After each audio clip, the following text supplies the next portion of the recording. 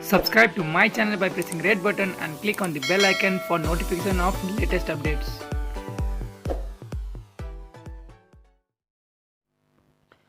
नेपालमा थप 7 जनामा कोरोना संक्रमण पुष्टि भएको छ। स्वास्थ्य तथा जनसङ्ख्या मन्त्रालयले शनिबार बिहानै विज्ञप्ति प्रकाशन गरेर राष्ट्रिय जनस्वास्थ्य प्रयोगशाला टेकु र कोशी अस्पताल विराटनगरको प्रयोगशालामा गरिएको परीक्षणमा थप 7 जनामा कोरोना भाइरसको संक्रमण पुष्टि भएको जानकारी दिएको हो। यो सँगै नेपालमा संक्रमितको संख्या 109 पुगेको छ। मन्त्रालयका सहप्रवक्ता डाक्टर समीर कुमार अधिकारीका अनुसार ती थप 7 संक्रमित उदयपुर झुल्केका 18, 45 र 65 वर्षका 3 महिला, कपिलवस्तुका 17 वर्षका 1 र 18 वर्षका 2 पुरुष र वीरगञ्ज छपकैयाका 62 वर्षका पुरुष रहेका छन्। हालसम्म सबैको स्वास्थ्य अवस्था सामान्य रहेको उनको हस्ताक्षरमा जारी विज्ञप्तिमा उल्लेख गरिएको छ।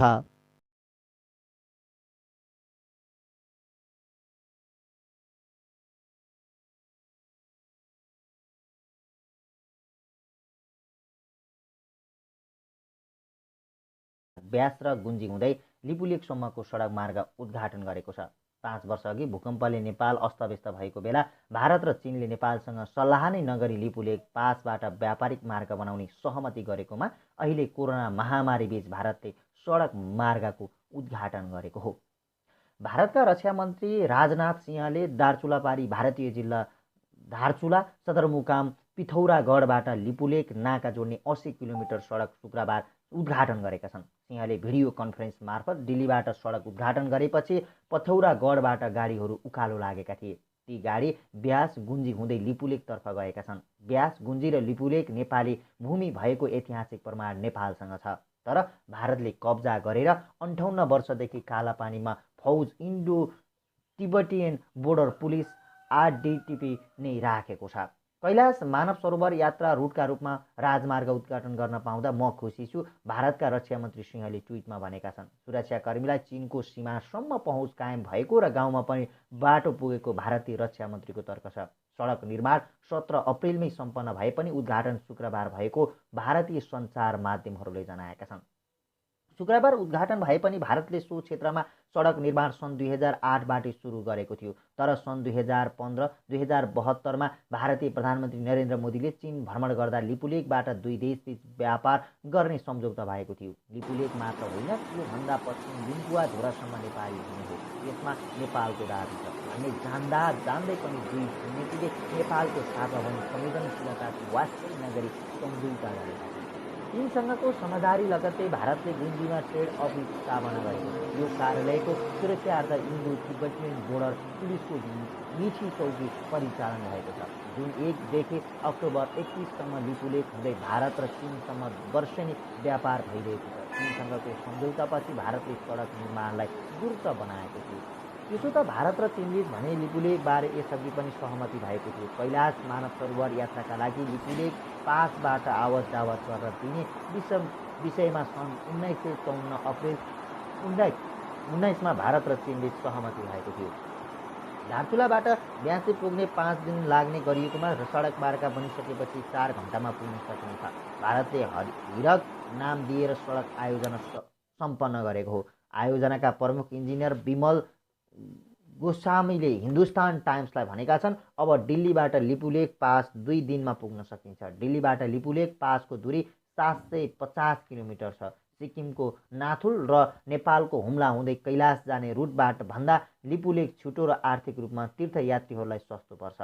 भारत र चीनबीच व्यापार हुने भनिए पनि अहिलेको अवस्थामा चिनिया सामान भारत नै पुर्याउने हो, त्यसैले लिपुलेक नेपाली भूमि हो भन्ने जान्दा जान्दै पनि व्यापारिक स्वार्थका लागि चीनले भारतलाई समर्थन गरेको छ। उता भारतले व्यापार मात्र होइन, कैलाश मानव सरोवर जाने यात्रुलाई पनि सडकबाटै लिपुलेकसम्म पुर्याउने उद्देश्यले यो सडक निर्माण गरेको हो। लिपुलेक पासवानको मानव सरोवरको दूरी 97 किलोमिटर रहेको छ। दिल्लीबाट रक्षा मन्त्री सिंहले सडक मार्ग उद्घाटन गर्दै अब कैलाश मानव सरोवर जान भारतीय तीर्थयात्रीलाई थप सहज भएको बताएका छन्।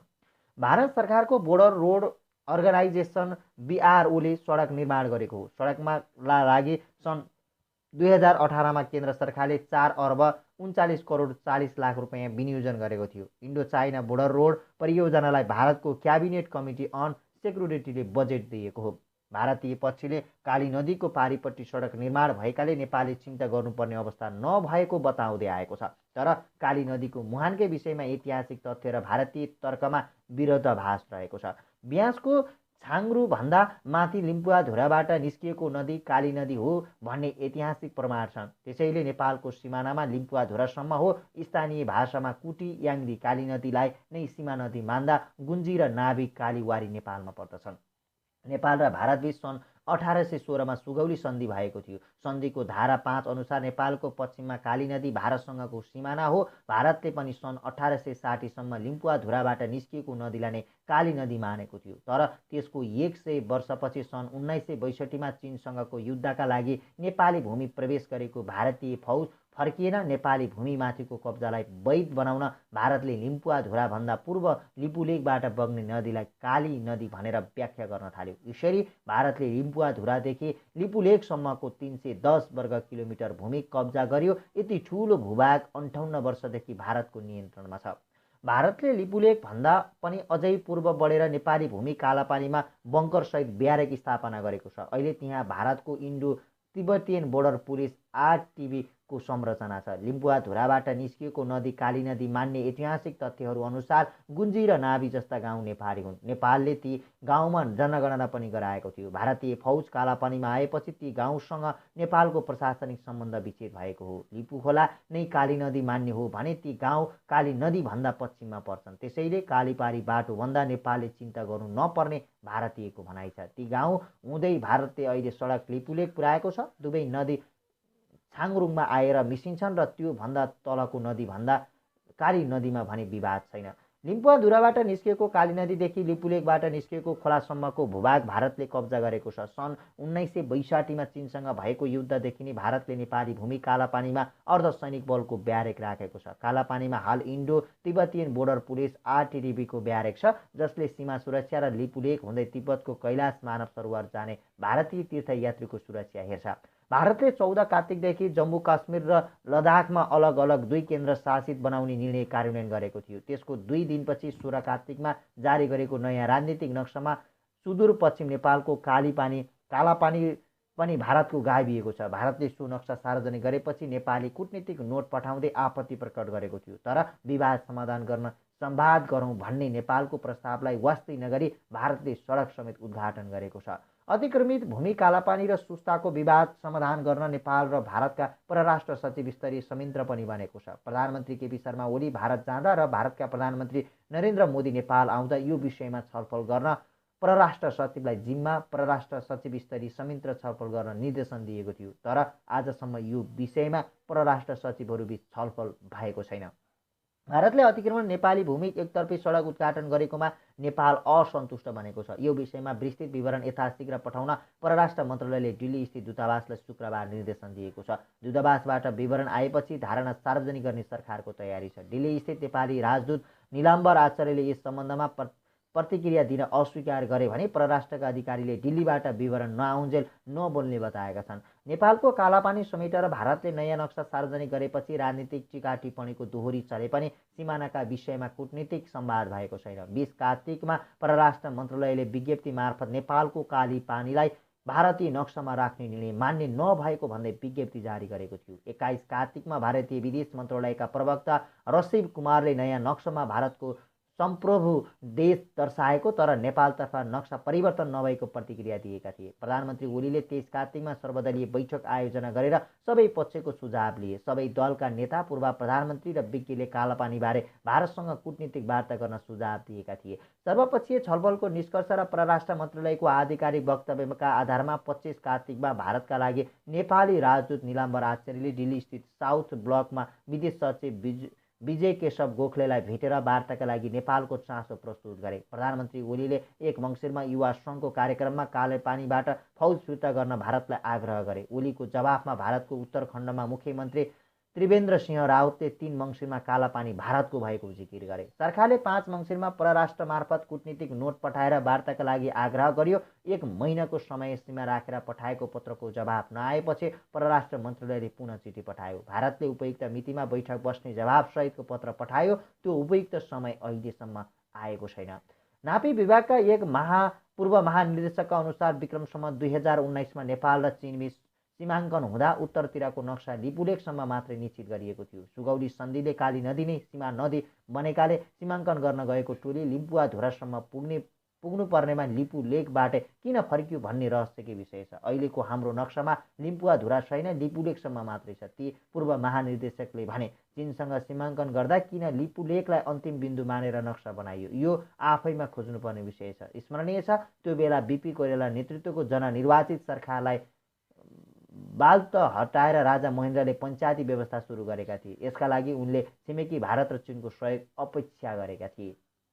5 वर्ष अघि जब नेपाल भूकम्पले ल्याएको विपदसँग सङ्घर्षमा थियो, 1 जेठ 2072मा भारतले प्रधानमन्त्री चीन भ्रमणमा जाँदा लिपुलेखलाई भारत र चीनबीचको व्यापारिक मार्ग बनाउने सहमति भएको थियो। मोदी र चिनिया समकक्षी ली खच्याङबीच भएको सहमति संयुक्त वक्तव्य मार्फत सार्वजनिक भएपछि झस्किएको नेपालले दुई देशलाई कूटनीतिक नोट पठाएर विरोध जनायो, तर दुवैले अहिलेसम्म कुनै प्रतिक्रिया दिएका छैनन्। सुशील कोइराला नेतृत्वको तत्कालीन सरकारले लिपुलेख नेपालको दाबी पुष्टि गरे पनि प्रमाण खोजेर प्रतिवेदन बुझाउन विज्ञ टोली गठन गरेको थियो।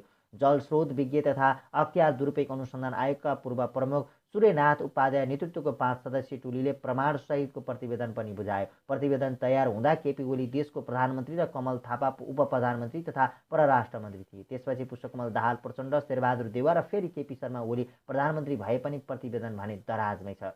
उपाध्याय नेतृत्वको विज्ञ टोलीमा नापी विभागका पूर्व महानिर्देशक द्वय पुण्य प्रसाद ओली र राजाराम छतकुली, नेपालको सेनाका पूर्व सहायक रथी रणध्वज लिम्बू र परराष्ट्रका पूर्व सहसचिव नवीन श्रेष्ठ सदस्य थिए। टोलीको लिम्पुवाधुरा नै काली नदीको मुहान भएको नेपालको सीमा पनि त्यहीँबाट रहेको सप्रमाण विवरण तत्कालीन सरकारलाई बुझाएको थियो। टोलीले शीतल निवास, नारायणहिटी पुरातत्व विभागमा रहेका नक्सा तथा दस्तावेज अध्ययन गरेको थियो। प्रतिवेदनले भनेको थियो सन् 1816 को सुगौली सन्धिमा धारा 5 अनुसार लिम्पुवाधुरा काली नदीको मुहान हो र काली नदी नै नेपाल भारत सिमाना हो। 1860 सम्मका नक्सा अनुसार पनि लिम्पुवाधुरा नै कालीको मुहान हो, तर सन् 1860 पछि भारतीयले लिम्पुवाधुराबाट बगेको काली नदीको नाम कुटियाङ्दी राखिदिए र त्योभन्दा धेरै पूर्व अर्थात् नेपालकै भूमि लिपुलेखबाट बग्ने नदीलाई काली भनिदिए। यसरी लिम्पुवाधुरादेखि लिपुलेखसम्मको 310 वर्ग किलोमिटर भूमि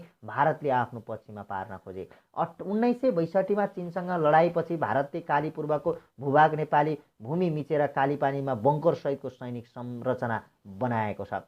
भारतले लिपुलेख कालापानी क्षेत्र औपचारिक रूपमा आफ्नो नक्सामा पारेपछि नेपाल सरकारले बोर्डर आउटपोस्ट BOP स्थापना गर्न गरेको निर्णय कागजमै सीमित भएको छ। सरकारले पश्चिम दार्चुलाको लिपुलेख क्षेत्रमा BOP स्थापना गर्न गत कार्तिकमा नै निर्णय गरे पनि 8 महिनासम्म प्रक्रिया अघि बढेको छैन। दार्चुलाको ब्यास नगरपालिका 1 का BOP स्थापना गर्ने निर्णय भए पनि पूर्वाधार नभएकाले पोस्ट राख्न नसकिएको सशस्त्र प्रहरीका एक अधिकारीले बताए। भौगोलिक रूपमा विकट भएकाले त्यहाँ पुग्न समस्या छ, खाद्यान्न लगायतका बन्दोबस्तीका सामान पुर्याउन गाह्रो छ, त्यसका लागि बजेट पनि आएको छैन उनले भने। त्यतिबेला सरकारले चीनसँगको सिमानामा पनि 3 BOP स्थापना गर्ने निर्णय गरेको थियो। हुम्लाको हिल्सा, मुस्ताङको लोमाङथाङ र सङ्खुवासभाको किमाङथाङका सशस्त्र प्रहरीले BOP स्थापना गर्ने निर्णय भएको थियो, जसमध्ये किमाङथाङका मात्र पोस्ट स्थापना भएको छ।